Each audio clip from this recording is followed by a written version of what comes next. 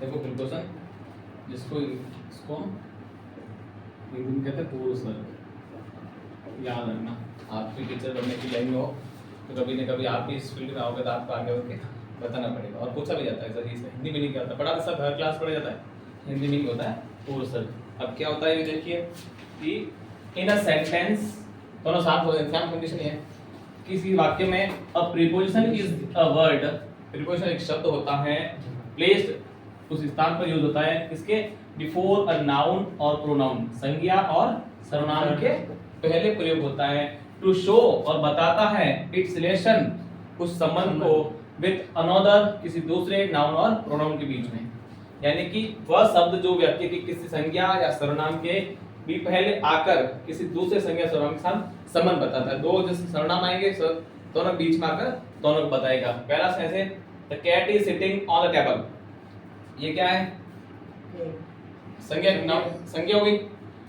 ये भी एक क्या है, संज्ञा टेबल, ये दोनों के बीच में आया है ऑन। अब ये है the cat is sitting on the table, meaning क्या हुई हिंदी की, बिल्ली है वो टेबल के ऊपर बैठी है, ठीक है।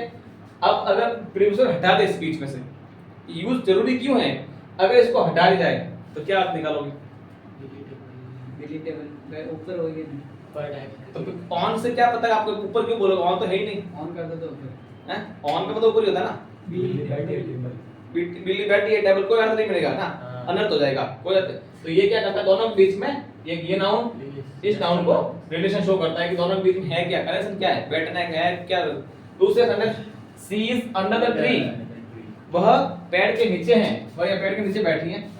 अगर अंडर हटा तो सी इज ट्री, वह पेड़ है, ये लेगा सी इज द ट्री, तो ये सी और ट्री के बीच में रिलेशन शो कर रहा है।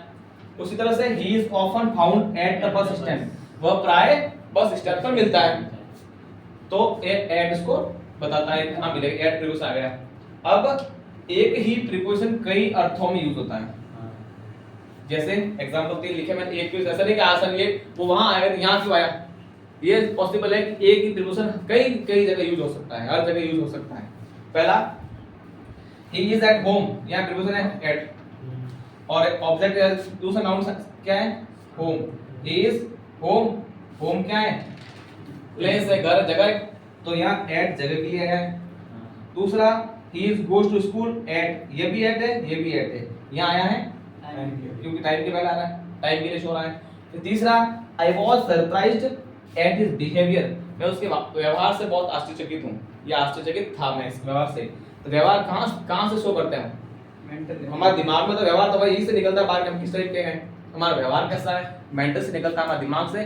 तो ये जो चीज होती है बिहेवियर होता है, वो हमेशा हमारे मेंटल एटीट्यूड, मानसिक जो व्यवहार होता है उस मानसिक तौर पे कैसे है उसको शो करता है। कौन, बिहेवियर। इसलिए कहते हैं आपको देख के पता लगा था कि कहते हैं इसके लक्षण कैसे हैं, समझ गए हम, तो कैसे पता चलता है, देखते हाँ व्यवहार कैसा करा तो इसका दिमाग कितना चलता होगा, उसी से पता लगा जाता है। तो एक प्रीपोजिशन कई अर्थों में आएगा, किस तरह से यूज होगा, दोनों के बीच में कैसे संबंध बताएगा और क्या परिभाषा रहेगी, ये चीज ये रहेगी, ठीक है। अब लिखो इसके रूल्स क्या होते हैं, देखो इधर position of the preposition, preposition स्थान कहाँ होता है। वैसे तो हम नाउन और प्रोनाउन भी लगाते हैं, लेकिन कहीं कहीं वो चेंज होता है, क्या पीछे क्यों आया नाउन, और अभी मैंने क्या कहा था, प्रोनाउन और नाउन के बीच में आता है, और कई कई मैंने अभी देखा कि लास्ट में आ रहा है, ये क्यों आ रहा है, इसका ये रीजन होता है। कब कहोगे पहले सब परिभाषा में आपने लिखा है बीच में आ रहा है, और अभी तो इस सबसे लास्ट में आ रहा है, कई के लास्ट में आएगा, क्यों आ रहा है, उसका रीजन ये है कि प्रीपोजिशन का ऑब्जेक्ट दैट या विच हो, that which, this is the book, this is the post, ये पोस्ट है, दैट, तो पोस्ट के लिए क्या यूज हुआ है यहाँ पर, दैट का, इसका पोस्ट का ऑब्जेक्ट क्या हो गया, that I have applied for, इसके लिए मैंने आवेदन किया है ना। ये जो दैट ऑब्जेक्ट होना तो लास्ट में आएगा ऑब्जेक्ट, सॉरी ये प्रीपोजिशन लास्ट में ही होगा।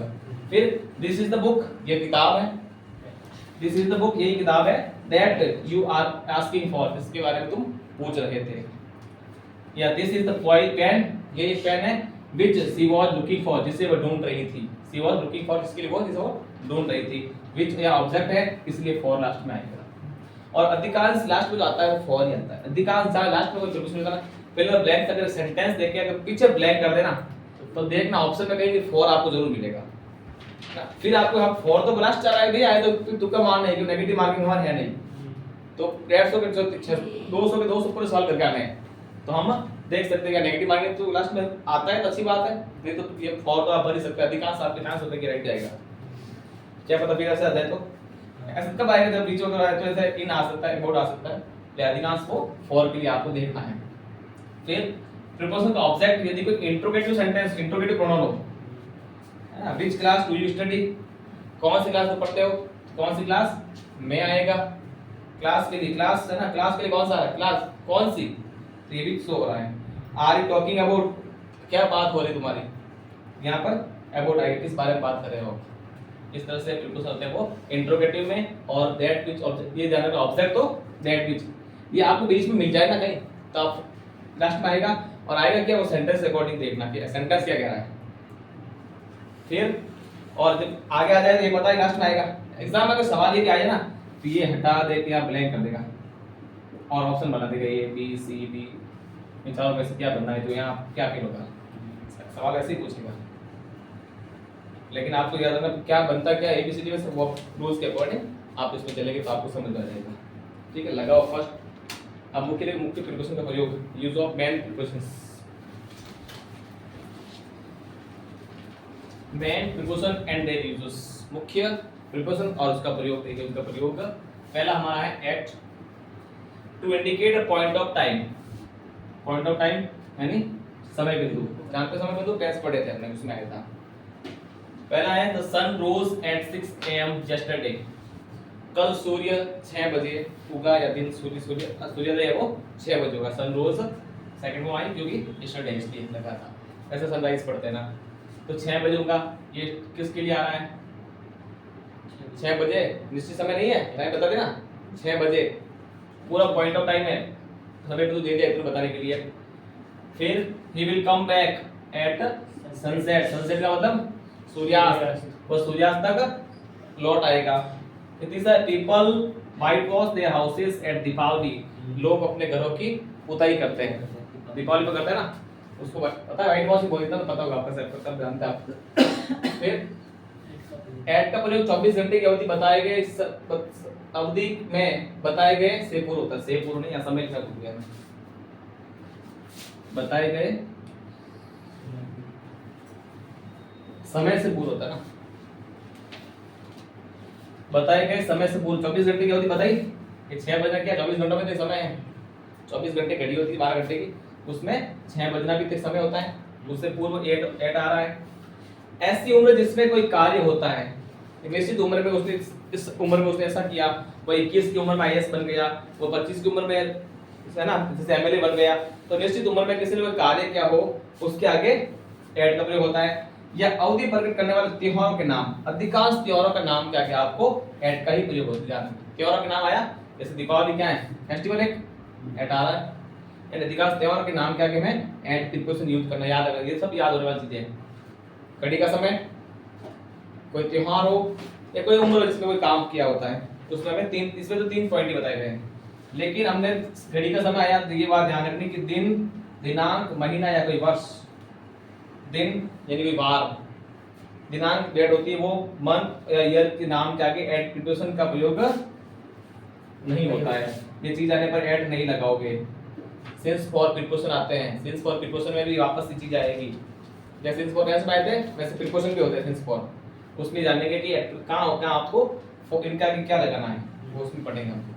ठीक है, लगाओ इसका पॉइंट बी, तो यही हुआ।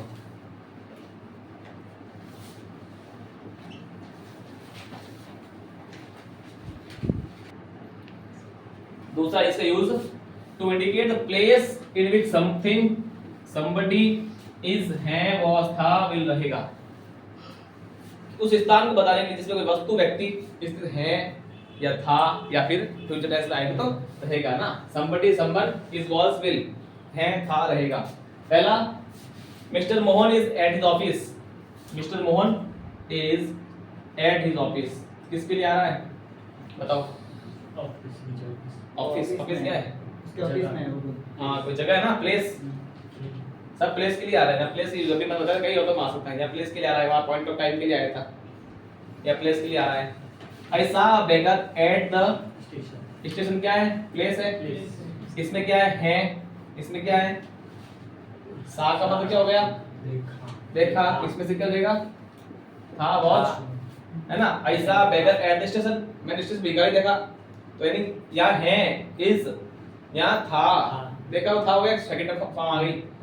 In the evening Hari was at his uncles house, शाम को समय हरी था वो अपने अंकल के घर पर था। और Ram is at home, Ram घर पर है। तो ये किसी जगह पर किसी की प्रेजेंटेशन होना शो करता है, या वो पहले उस पर स्थान पर प्रेजेंट था या बाद में उस स्थान पर आएगा। तीनों चीज को शो करने के लिए, स्थान के प्रति तीनों चीज शो करनी हो, उसके लिए हमें एट प्रीपोजिशन का यूज करना पड़ता है। दूसरा इसका तीसरा प्रयोग इन द स्टेट। स्टेट का मतलब क्या होता है? स्टेट राज्य राज्य।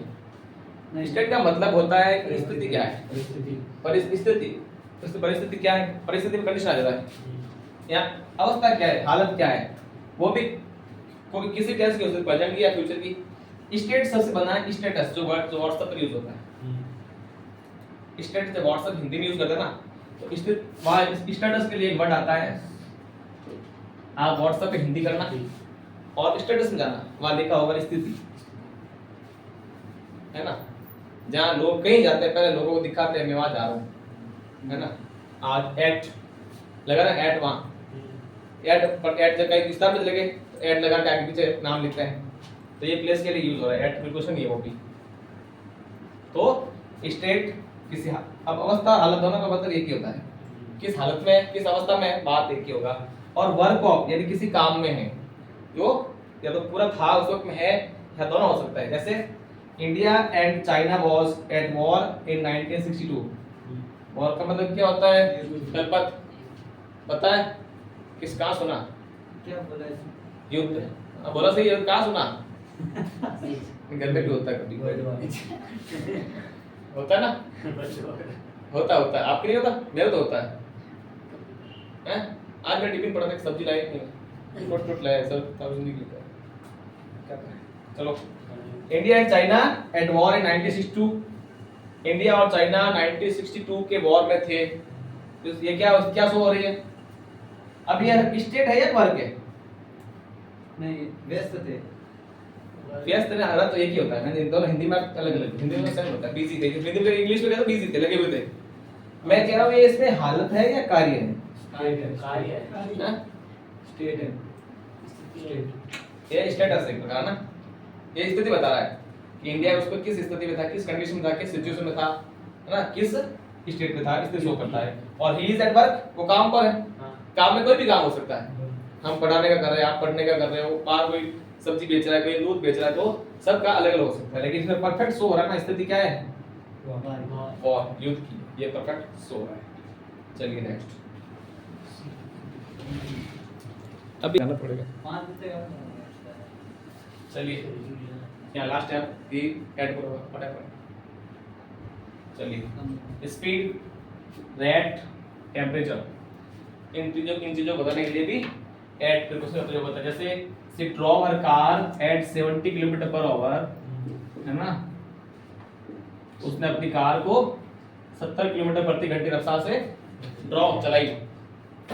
ये कार की क्या शो कर रही है? स्पीड। और स्पीड के लिए प्रीपोजिशन क्या यूज होगा? एच एट नहीं, at at. Bananas are sold here at 20 rupees a kilogram। थाना नाम क्या था? से डोजा कोई नहीं बोले। हिंदी मीनिंग क्या होगा? Sold at 20 rupees kilogram. केले 20 रुपए में मिलते हैं। मिलते हैं। बनाना सोल्ड हियर, यहाँ केले बेचे जाते हैं। हियर यहाँ एट 20 रुपीस a किलोग्राम, 20 रुपए के लिए यहाँ केले 20 रुपए किलो बेचे जाते हैं। और water boils at 100 degree Celsius, 100 degree Celsius boils उबलता है। वाटर, वर्ब की फर्स्ट फॉर्म के साथ एस, प्रेजेंट सिंपल टेंस। पानी है वो 100 डिग्री सेल्सियस तापमान होने पर उबलने लगता है, उबलता है। क्या हुआ? एग्जाम में आता ना, एग्जाम्पल आता है हर बार आता है। हाँ, एक exercise with some verbs and as an appropriate preposition. कुछ वर्ब के जो आते हैं उसके उचित रूप से जो प्रयोग किया जाता है वो एट यूज हो जाता है। जो प्रीपोजिशन जैसे थ्रो एट, उसकी तरफ फेंकना होता है, फेंको कहाँ फेंको, तो उस तरफ के लिए भी एट यूज होता है। लुक देखो कहाँ देखना, किसी लुक कहाँ प्रयोग होता है, किसी तरफ देखने जाता है, इसलिए एट होता है। पॉइंटेड किसी बिंदु की तरफ, शूट एट गोली मारनी है, शूट किसको मारनी है, तरफ बताएगी उस तरफ मारनी है। एम एट किसी पर्पस, एम का मतलब होता है हमारा उद्देश्य, थीम जो भी होता है। लॉफ एट हंस रहे हो, किस पर हंस रहे हो, किसी बात जॉक जो भी होता है। एंड स्ट्राइक एट हमला करना, स्ट्राइक करना, उसकी भी होता है। एग्जांपल लेके दो, ही लुक्ड एट मी, उसने मेरी तरफ देखा। सेकंड फॉर्म लुक्ड, बड़ा सिंपल टेंस। इस तरह से ये एट का प्रयोग आपका पूरा होता है। नेक्स्ट चलिए आफ्टर।